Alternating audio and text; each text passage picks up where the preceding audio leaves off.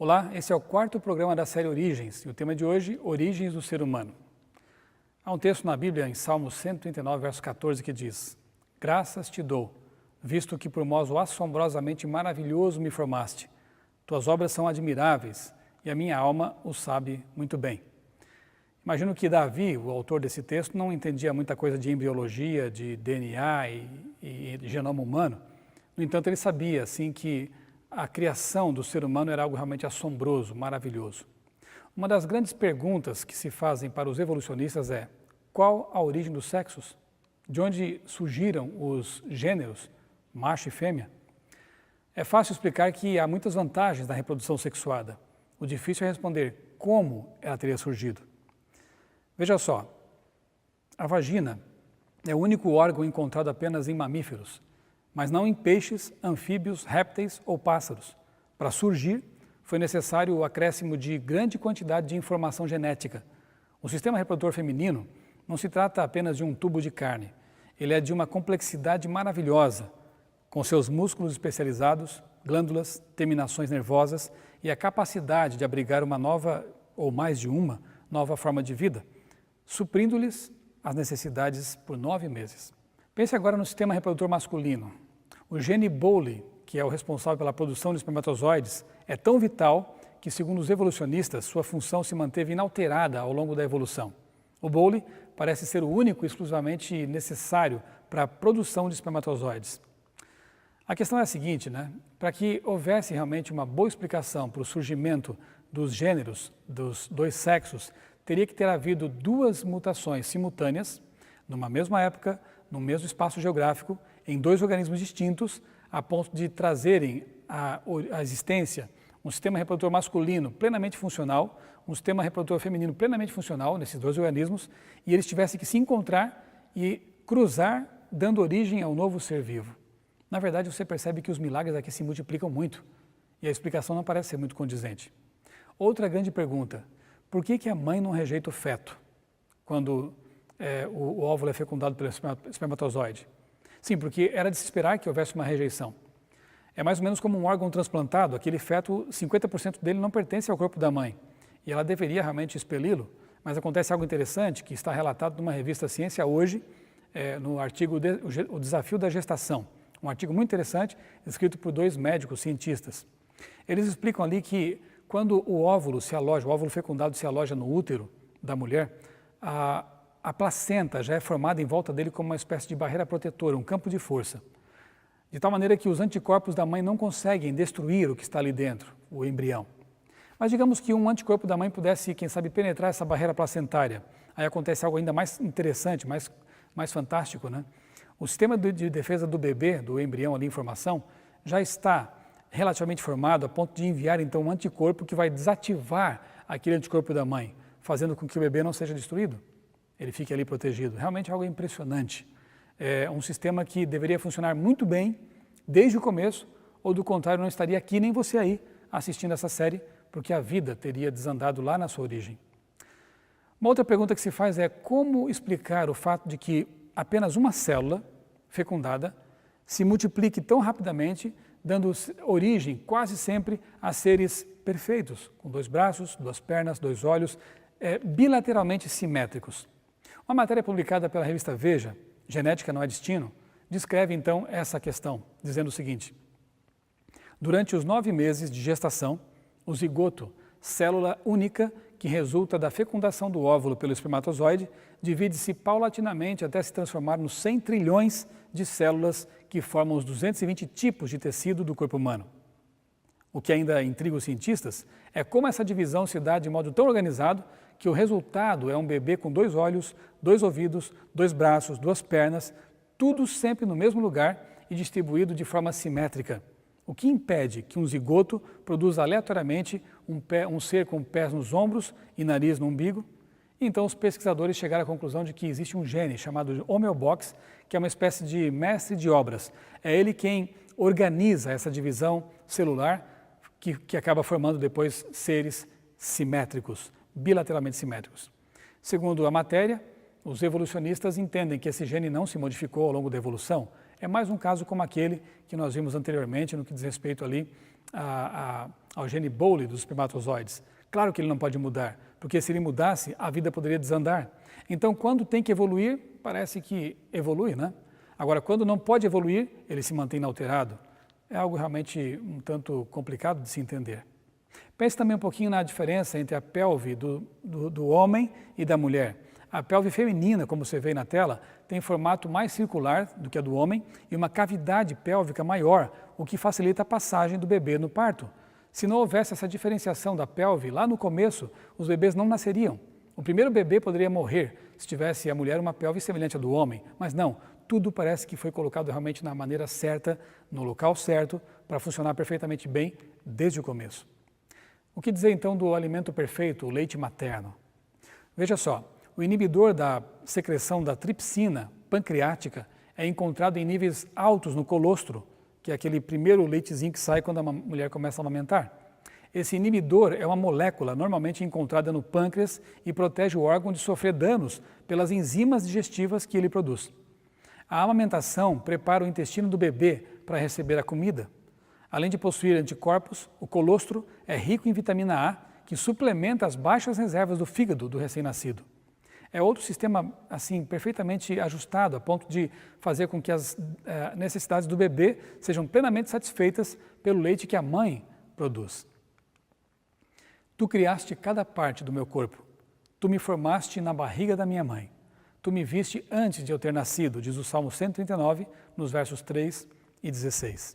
Um livro que marcou época, A Caixa Preta de Darwin, do bioquímico Michael Behe, propõe, entre outras coisas, uma ilustração interessante para explicar o que ele chama de complexidade irredutível, sistemas de complexidade irredutível.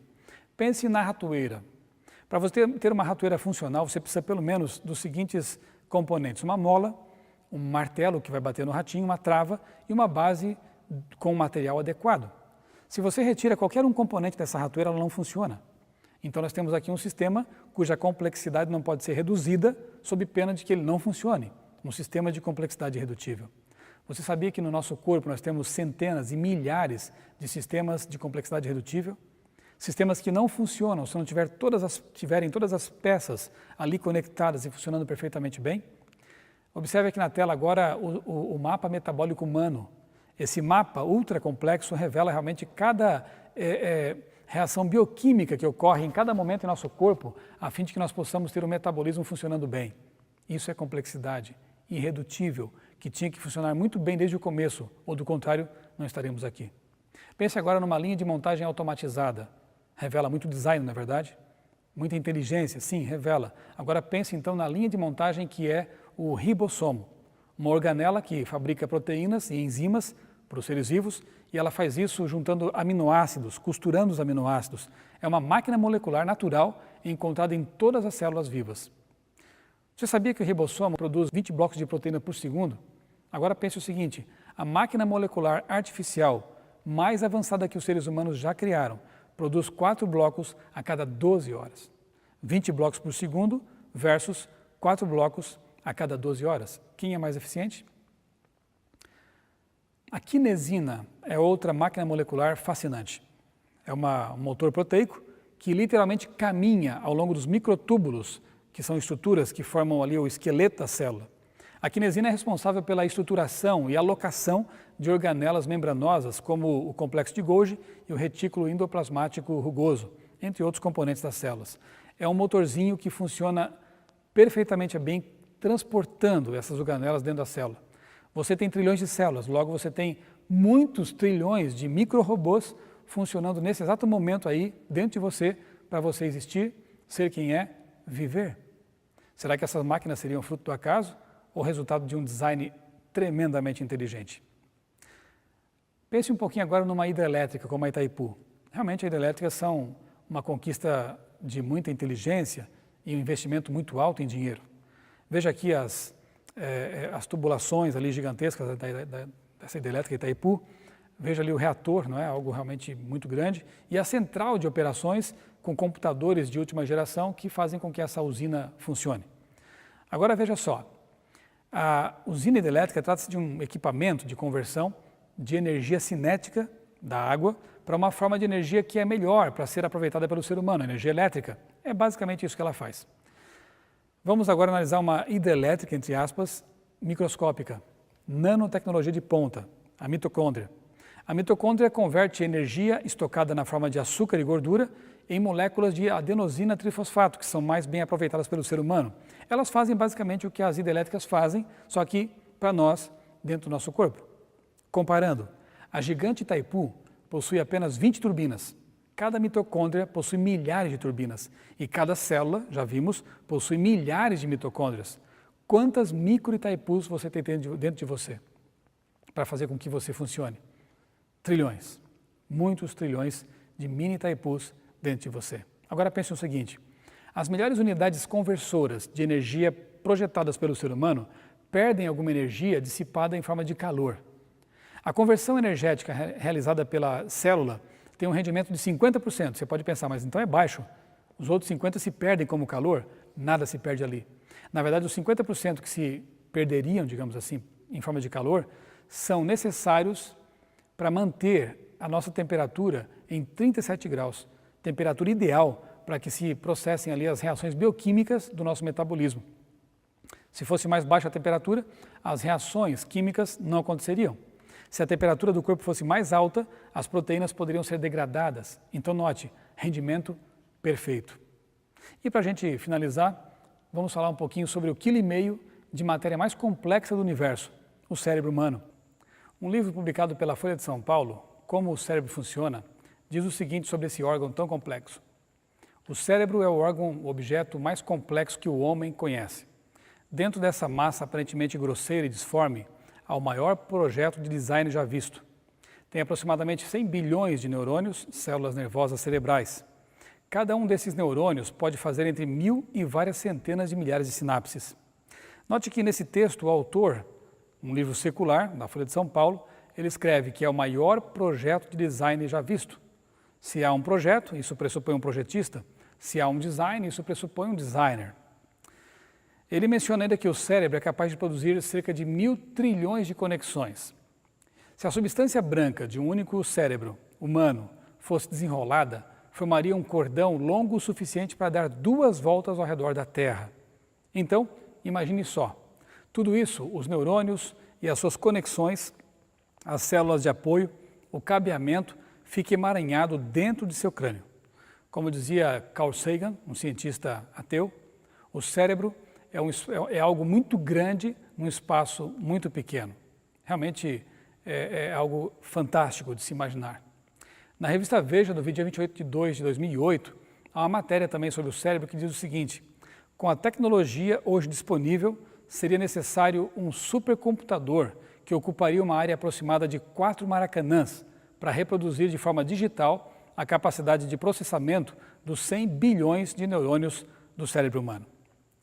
Se eu lhe propusesse a venda de um computador à prova d'água, à prova de choque, e que funciona com pouca energia e ainda por cima dispensa a necessidade de ventoinhas ou algo assim para refrigerar, você queria comprar um computador desse? Na verdade, você já tem. Você tem um computador desse aí dentro de sua caixa craniana. Você pode mergulhar à vontade com ele, ele resiste relativamente bem até a pancadas, ele dispensa sistemas de refrigeração, quase nunca superaquece, às vezes talvez, né? É um cérebro humano, realmente o computador mais fascinante que existe. Na verdade, o cérebro humano é responsável por criar os computadores que fascinam muitas pessoas. Na próxima vez que você se maravilhar com um iPad, com um computador de última geração ou coisa parecida, lembre-se de que mais maravilhoso é o cérebro que concebeu esses equipamentos. O que você acha dessa figura aí na tela? Resultado de design inteligente ou causas naturais? E essa aí? Este criou aquele? Isto aí, causas naturais ou design inteligente? Lembre-se de que a mitocôndria é muito mais complexa do que a Itaipu. Causas naturais ou design inteligente? Não se esqueça de que o olho humano é muito mais complexo, muito mais tremendo do que realmente qualquer câmera que exista feita pelo ser humano. E isto aí, design inteligente ou causas naturais? Este criou aquele e é infinitamente mais complexo. É curioso perceber que qualquer pessoa diria que esses equipamentos foram criados por pessoas inteligentes. No entanto, há pessoas que entendem que esses equipamentos, entre aspas, na verdade seriam resultados de mutações aleatórias filtradas pela seleção natural. É difícil entender realmente por que as conclusões variam nesse sentido, sendo que os dois tipos de equipamentos revelam realmente design intencional e inteligente. Alguns anos atrás foi levado ao cinema um filme baseado no livro de Carl Sagan chamado Contato. Ali é contada a história de uma cientista que trabalha para o SETI, um grupo de pesquisadores que busca inteligência, sinal de inteligência vindo do espaço. Em algum momento da história, eles captam realmente um sinal que atribuem a uma inteligência cósmica, a uma inteligência, a um extraterrestre talvez, inteligente que teria enviado esse sinal. Mas o que seria então um sinal que caracterizaria algo inteligente? Uma mensagem. No caso do filme, eles captam ali uma sequência de números primos, de 1 a 121. Para eles, uma evidência incontestável de realmente de uma fonte inteligente. Mas a pergunta é, e as 30 enciclopédias britânicas contidas no núcleo de uma ameba, como vimos aqui num programa anterior? Não seriam resultado de uma inteligência? De onde viria essa informação? Pense um pouquinho também na série de Fibonacci. A série de Fibonacci seria 0, 1, 1, 2, 3, 5, 8, 13, 21, ou seja, ao dividirmos um número da série por seu antecessor, o resultado, conforme o número avança na série, se aproximará mais ainda do valor 1,618033. Esse valor é chamado de número de ouro. Como explicar a presença de uma organização matemática tão sofisticada, presente em objetos naturais e imitada em obras por artistas e engenheiros do quilate de Da Vinci? Note que essa sequência ela se repete na natureza, talvez ali numa flor de girassol, num caracol, enfim, é um número que se repete ali. Por que no filme Carl Sagan, um cientista ateu, concluiu que uma simples sequência de números primos de 1 a 121 seria uma evidência de uma fonte inteligente e quando observa, por exemplo, a sequência Fibonacci, não concluem que isso seja resultado de uma fonte inteligente e sim do acaso? Colossenses 1,16 diz que Deus nos criou para si, porque tinha um propósito. Deus nos fez para Ele. Nós temos uma intencionalidade aqui.